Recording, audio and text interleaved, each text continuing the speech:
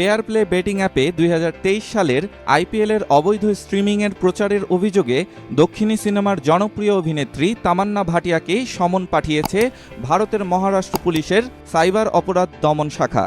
সমনে তাকে 29 এপ্রিল হাজির হতে বলা হয়েছে। বার্তা সংস্থা এএনআই এর সামাজিক যোগাযোগ মাধ্যম এক্সে জানানো হয়, তামান্না ভাটিয়াকে এই মামলার অবৈধ স্ট্রিমিং সম্পর্কে জিজ্ঞাসাবাদ করা হবে, কারণ তিনি ফেয়ার প্লেয়ের প্রচার করেছিলেন। তাকে সাক্ষী হিসেবে জিজ্ঞাসাবাদের জন্য ডাকা হচ্ছে।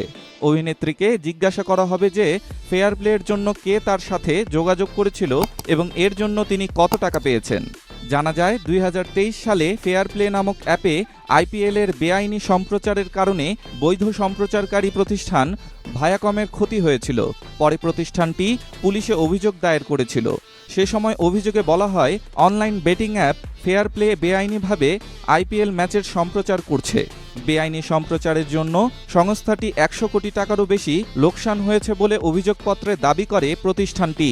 এর আগে একই ঘটনার জেরে 23 এপ্রিল অভিনেতা সঞ্জয় দত্তকেও পুলিশ ডেকে পাঠায়, কিন্তু সূত্রের খবর দেশের বাইরে থাকায় তিনি হাজিরা দিতে পারেননি।